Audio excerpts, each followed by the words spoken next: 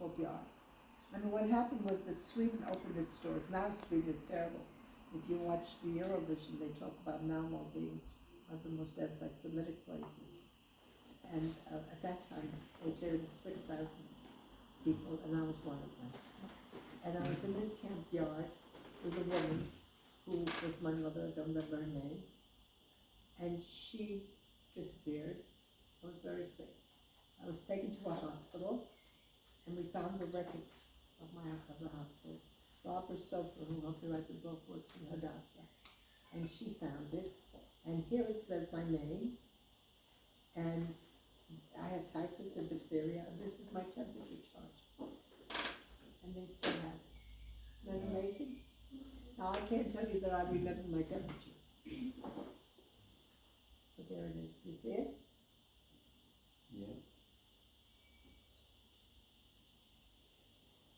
Anyway, while I was in the hospital, a Swedish Christian couple came to visit me, and they brought me a doll and candy canes and all kinds of goodies. And they asked me if I wanted to go with them. And I really wanted to go very much with them. That's why I would have a mother and father, and they were beautiful, and they were clean, and they gave me all these things. People around me said something I didn't understand. They said that I was Jewish. I don't remember what is being Jewish. I don't remember my mother lighting candles or having, nothing. But the Jewish children would be taken to Palestine, where I would meet my mother, my father, and my brothers. I didn't know they were all dead at the time, but they said that that's where everybody would meet in Palestine. What's Palestine? Why did I say Palestine? So why was it called Palestine? At the time, because of the No, in 1945, there was a resident. this was called Palestine.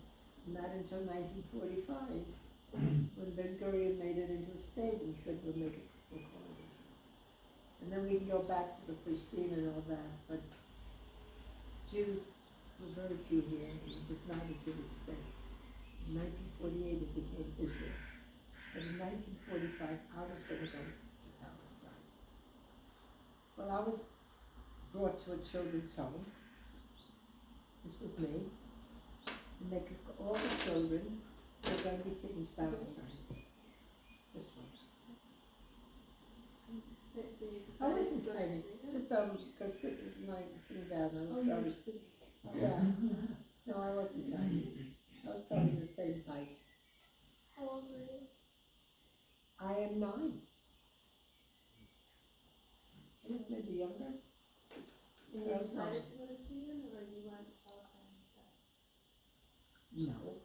What happened was I'm ready to go to Palestine. On the other side of the house that we lived in, there were people who were brought there because they were able to get affidavits and passports. Somebody in America invited them to come to the United States. In order to come, you had to have somebody who said, I will be in charge. They won't be, like they've got the migrant problem now. So there was a woman, Anna, and she had 2 children, Fanny, who was 9.5 years old, and Sigmund, who was much older. And her brother from America sent her tickets and affidavits and money and a letter saying that he's responsible for her. She and her 2 children were going to America, and I was going to go to Palestine. While we were waiting, this little girl, Anna's daughter, died. Her mother had the passport and the visas and all the papers, and I had the Muslim. And she said, would you like to be my daughter and come with me to America? And everybody said how lucky I am, because to go to America, you can always go to Palestine afterwards, but first go to America, and it's a wonderful, and her mother, and I became a child. Now they changed my name. I got her passport. My picture was put in the passport, and the passport said Fanny Philip Stahl under my picture. And she was born in Germany. And Barbara Stahl was born in Poland, born in Germany. My mother's name is Anna. What else what do you have? My color of my eyes or whatever like into America. And we came and we saw the Statue of Liberty and the big houses. And Anna's family picked us up and they took us to Ellis Island. And we went through and my name is Fanny Phillips Stroll and I'm the daughter of Anna. Absolutely legal and fine. And they took us to a little town called Lindenhurst. And I didn't know any English, but the children right away started teaching me. You know, we'd go and they'd say cup, say books, say girls, say that. The children, they thought it was fun because I was the only one who didn't speak English, and we sort of, I'm a big girl and I don't know how to speak. Anyway, everything was fine. In the summertime, we went up, like people go to Bavaria or spot in the summer, so we went up to the Catskill Mountains when we were there. So we went there, and there were little homes. We lived in, some people lived in rooming houses, and I went to a day camp, and I learned to swim, and I got a new outfit, and I learned to speak English, and I picked blueberries, and I learned to ride a bicycle. I became an American kid. My English was improving. It wasn't so good, but it was improving. And one day, Anna disappeared. All the women were very good to me, and it wasn't such a worry. And a few days later, her family came, looking very sad, looking very worried, and they said, pack up your things, we have to leave. I did as I was told. They took me to a cemetery. There was one hole in a box, and everybody was crying. I didn't understand why. And it turned out that Anna had died. And when somebody dies, you're supposed to cry. You feel sorry. I didn't know how to cry. You don't cry in the dance. I didn't know you're supposed to cry. You didn't know I didn't cry. Maybe they thought I didn't love Anna. I just didn't know. Didn't know anything. I was being pretty stupid and uneducated and things like that. Anyway, they took us home to sit sugar. And while we were sitting sugar, this family had a problem because they were going for a little girl who they were going to,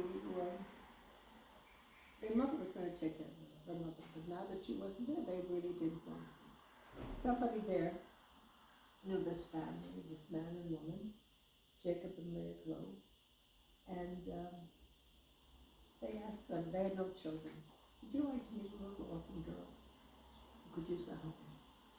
And they said yes.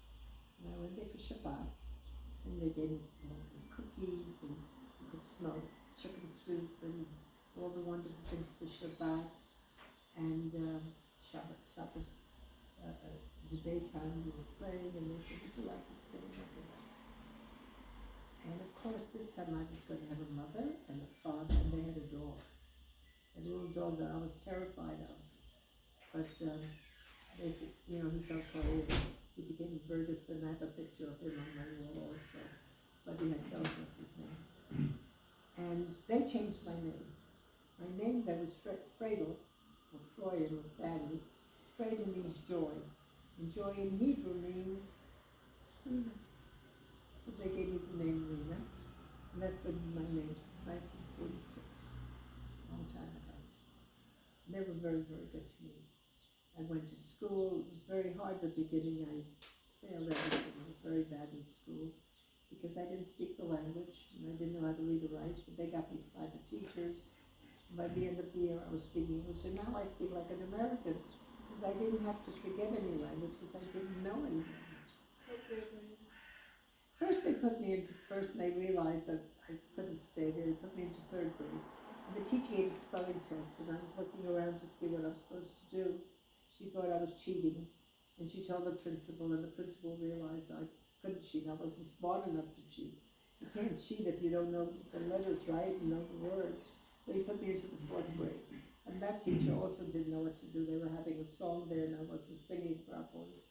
And yelling, and my parents realized this was not the place for me. And they took me out and put me into a private Jewish day school. And they got me tutors. And I learned English, and I speak English. That's really. You didn't speak any language when you were I think I spoke Yiddish. Yiddish was the common Even language. though I do remember Sunday I was at a group and they were singing Yiddish song. There were two entertainers, and one of the he didn't know a word, and I said it to him, and then another word, and I knew the words, and I said, "How do you know that?"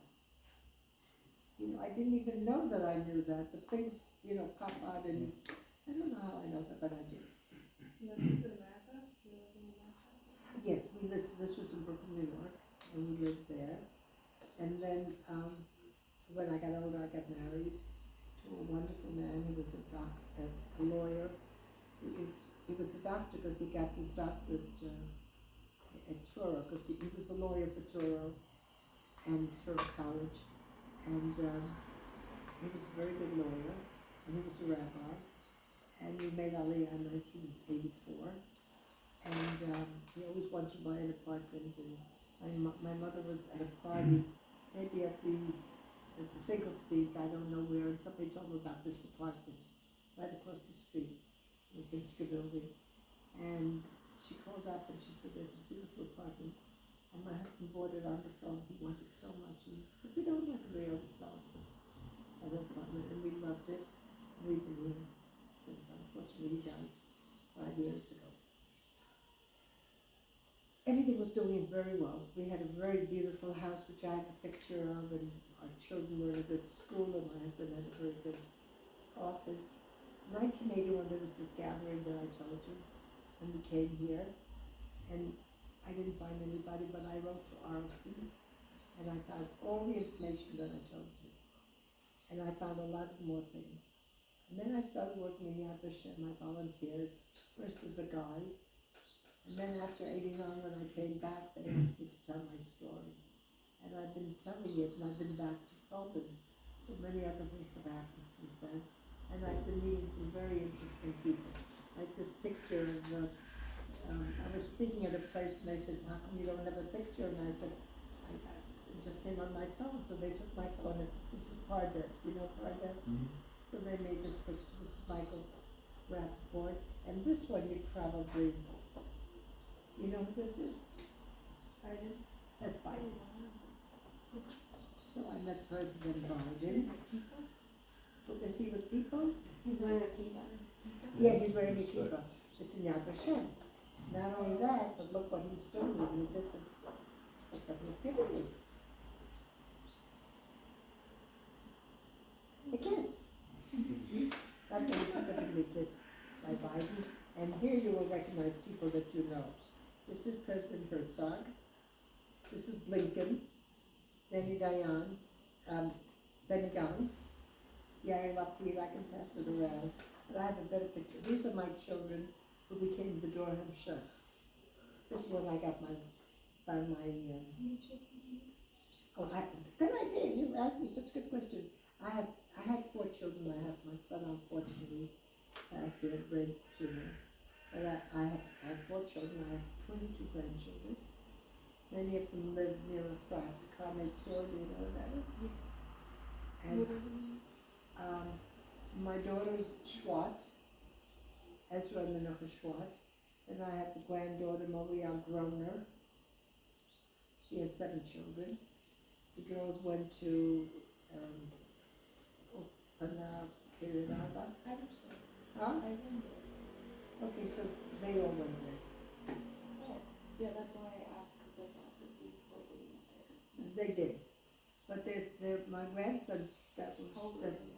Wait a second. One of my grandsons studied in a front. What is it called? Little girl. Hana. And then my grandson studied. That was Rabbi Riskin's. Her name was Netta Schwartz. Now it's Sarid. And 2 of them live in Ibay Hanachal, which is near you. Anyway, this is my birth certificate. I prove that I was born. This is what I went to. That's not so important. This is Nancy Pelosi, who was the head of things. But this one you would enjoy. This you could really, you know everybody here. I think. This is Blinken. He was just here last week, and he's been coming. You know who he is? Secretary of State of of America. And the next one is Rabbi Lau. So he was a little boy, and his father was the chief rabbi, then he became chief rabbi. This is Benny Gantz, and this is Yair Lapid. And the reason they were there is because 2 years ago, they were the head of government, not Netanyahu, right? And then it's Joe Biden, and then this is Herzog, Butchie, what's his real name? Butchie Herzog. Yitzchak? Yes, Yitzchak Herzog and Michal's his wife. This is Dani Dayan, who's the head of Yad Vashem. I have a lot of pictures with him because he was so thrilled with me. And this is the Marine and the Chazan who's, and here you can see Herzog and many, if you want to, I can pass this around. Was that an event, or it was just when you went to Yad Vashem? This, was it planned? Is that what you're asking? No, it was an event. What or- event, what was the occasion? The occasion is that President of the United States came to Israel, and he didn't want to make it political because he was going to Saudi Arabia afterwards, and it was right after the Corona. So they thought that the best thing would be for him to go to Yad Vashem. Many official people go to Yad Vashem, and they thought it would be nice if they would meet with a survivor, but they told us that we would be in a room, in a classroom, they didn't know which room, and he would be over there, far away, because of Corona, and he would ask us a question. And the question was, what does home mean to you? And then that day, they said, change of plans, we're going to the Hall of Remembrance, what is it called, Chalasi Corona, I guess. And this is it, have you ever been there? They have names of the, no? You've been to Auschwitz, never been to Yad Vashem? Yad Vashem? Yeah. You have? So this is the Hall of Remembrance, and there are 22 names. Here you can see Auschwitz or, Auschwitz and the 6 main concentration camps, and I think there are 22 camps. And it turned out to be a big affair with hundreds of reporters. And I have an album that I can show you with every, in Portugal and France and China. And people send me things. It wasn't about me, it was about Biden. But Biden is all over the world, and he came to Yad Vashem. And of course, you can see it on Google, say Biden and Rina Quint. Okay, now the questions. By the way, I really think it's very important, and I apologize, and I came out late because it's been, Your schedule, I'm surprised you could make the time. well, you see, she wants to come at 9:30 tonight. And I said, 9:30 means I'm gonna be up till 11 o'clock. I said, we do that sometimes, not the girls I don't know. Okay. So, I think we started the recording so we can write it down. You have to speak slowly and loudly. So the first one is, what's your name? And I think that we could give a very interesting answer with that. 6 names. 6 You want me names. to write them down for you? So, I'll what's say. the- My name was Fredja or Fredo. Then I became a boy, and it was Freud. Then I got back to Fredo. Then I became Fanny. And then in English it was Joy. And then in Hebrew it's Rina. Did I get 6? Yeah. How old were you when the war broke out? You were 3.5. 3.5. On one birthday, 2 months apart.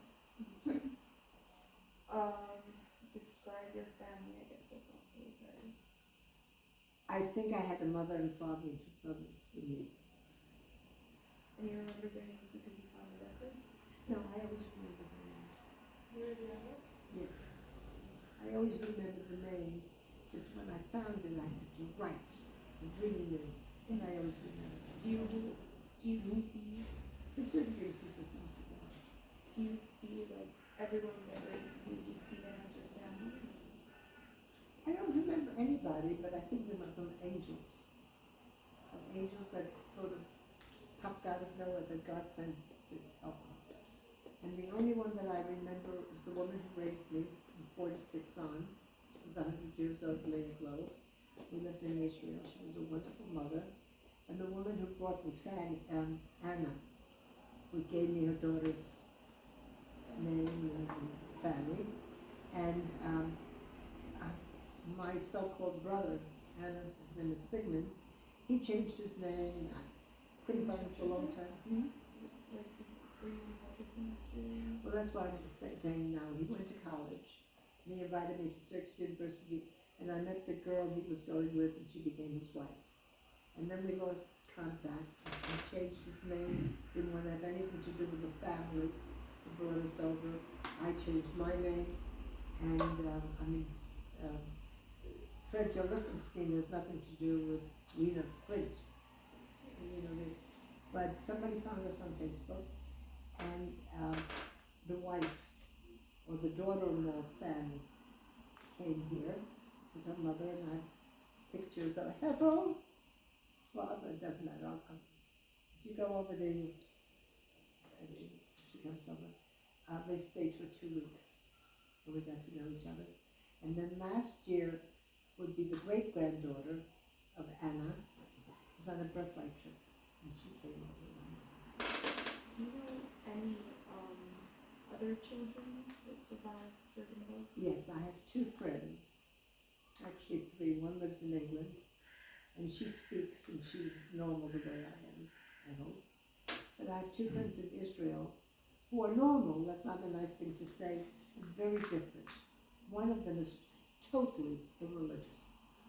Will never go into a synagogue and doesn't want to live. Yes.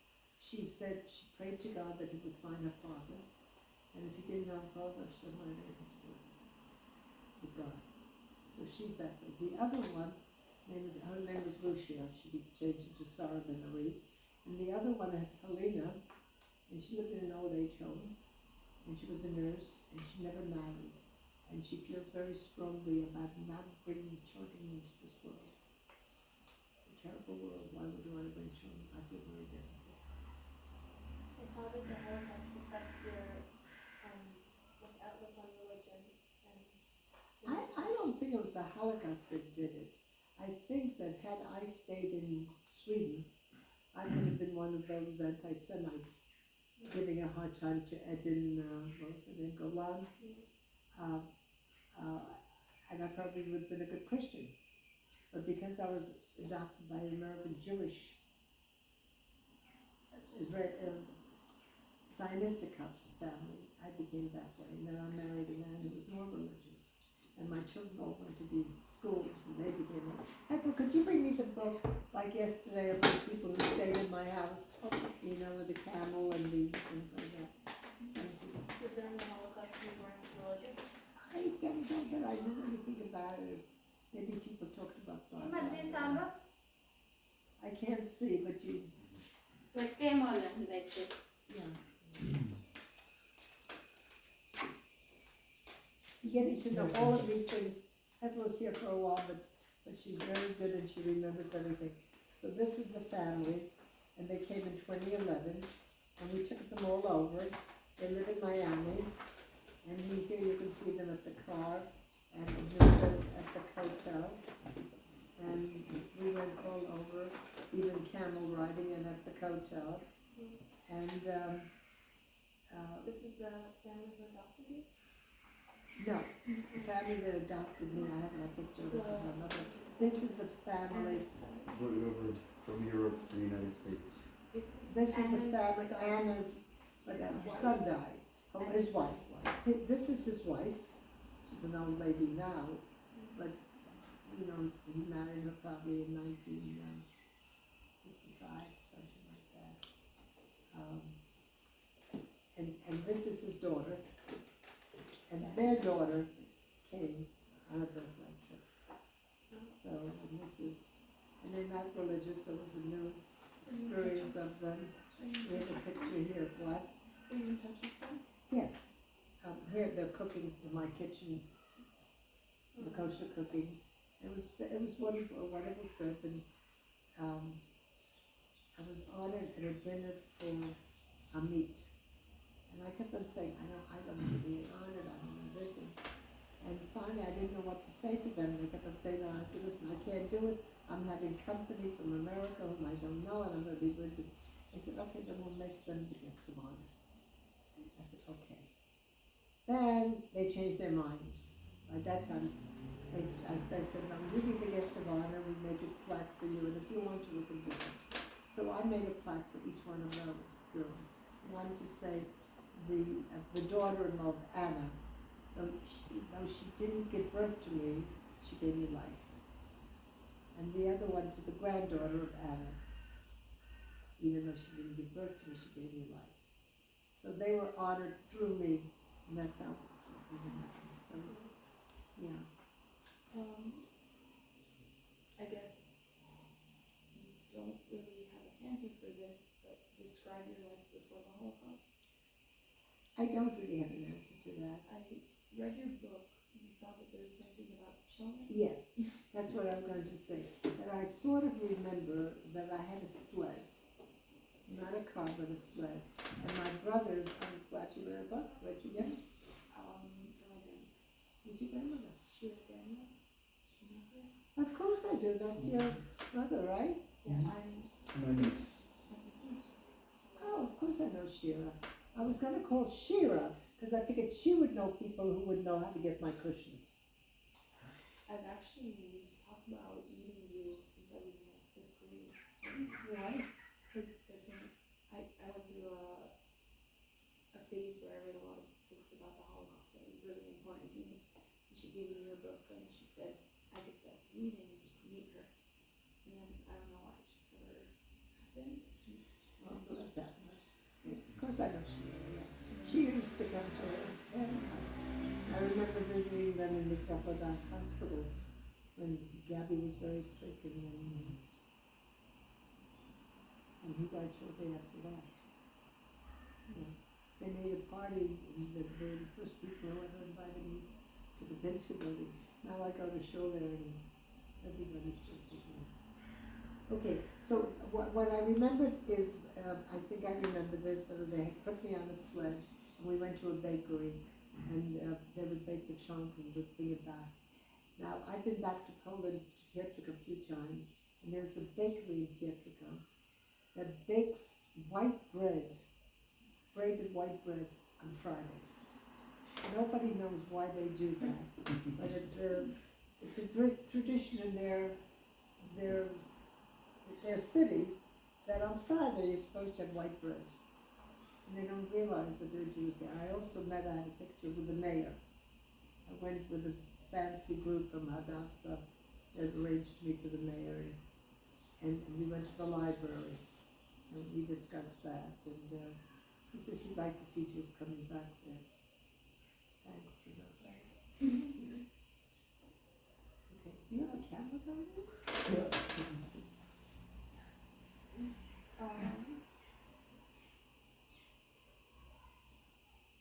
Well, tell me a summary of what you went through in the Holocaust. You did that. Did you believe in Shem before, after, and or during the Holocaust? I don't know. You probably didn't think about it. I don't think that I knew anything about it. I think that when the war started and I was there, I think my parents were religious. You know how I think back? I found my parents married twice. And the rabbi who married them was Rabbi Meir Shapiro. Do you know who that is? He's the one who started Daf Yomi. He started Daf Yomi, and he started Hachmei Lubli. So he was a religious rabbi who was the chief rabbi of Pietrzyk. He left, and his cousin Rabbi Lau took over. So if he married my parents, he wouldn't have married somebody just coming off the street. They had to belong to his shul, right? So belong to his shul, they must have been religious people. But that's only what I think. I have no proof of that. And what about now? Am I religious? Yes. But like, like you said, your other friend, she said that she'll never be religious because of what she went through. I love being religious, and I also believe that God saved me. Why he saved me and not my brothers and not my mother and not a million and a half other children, I don't know. But I do. I also love having Shabbat and holidays and having the kids come. And I do something Shabbat of a lifetime where I run groups where a caterer brings all the food and I explain about Shabbat. And so it keeps me very happy being religious and involved. And all my children.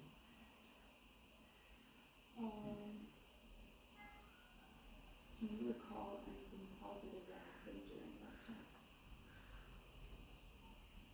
I don't remember anything positive except when I think that a woman stole a black coat and kept me warm with that. I didn't even tell you that, but when we came out of the showers, that's sort of positive. And the fact that I had different women who, Do you have a time?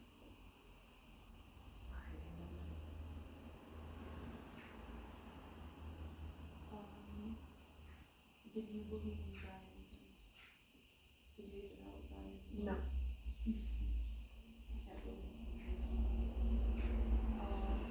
no, the answer is not that I didn't believe, I didn't know. Did you ever lose faith in humanity? I don't think I ever had the thing.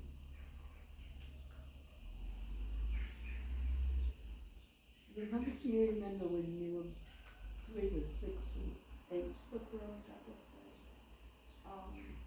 as a teenager? As a teenager, I was very, very much for love and humanity and good deeds and having a good time and living a full life. That's really great. Brave? I don't think a lot of people could go through things like that and still try to lead a normal life. So I told you I just read this article written by Danny Brum, who leads all these different groups. And he says that some people went over it and therapy helped, but nowadays what's happening is completely different. So you're looking at things of today, and these poor hostages who will come out, will they be normal if they're alive? I don't know. I guess there's also, nowadays, there's more of a space to talk about mental health and how you look at things, which I guess, like years and years ago, you didn't really have the space to fall apart. Right, well, somebody just came a few days ago who's gonna do, she's getting her doctorate, and she wants to use me as an example. It's more than a psychologist with a doctorate, I guess more I guess, it's like maybe, I don't know what her degree is, right now she's a psychologist. And she's doing things, but most interviews after the war were about people who were sick. And everybody was in a bad state. And she wants to know how someone stayed well, how somebody was able to go on. And mentally or physically sick? both. Many people were physically sick. It's impossible to survive typhus. Typhus is people just die in third world countries. And diphtheria. Diphtheria now has been eradicated because kids get a 3-in-1 injection. So that's not there. But the only ones who were interviewed after the war were people who were sick. The people who were well didn't bother going to psychiatrists and doctors. So all they got was the people who needed help. Do you know how long you were sick with typhus? No, I know when I was in the hospital. Well, maybe you're asking me questions that, So very specific.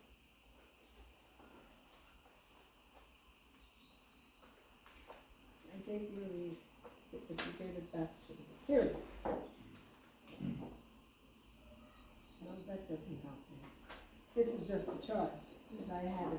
What I'm looking for That's what I'm looking for. Okay, so I do know, because I was in July 26th, I was in this camp, and then on the 8th, in October, in August, I was transferred to a hospital,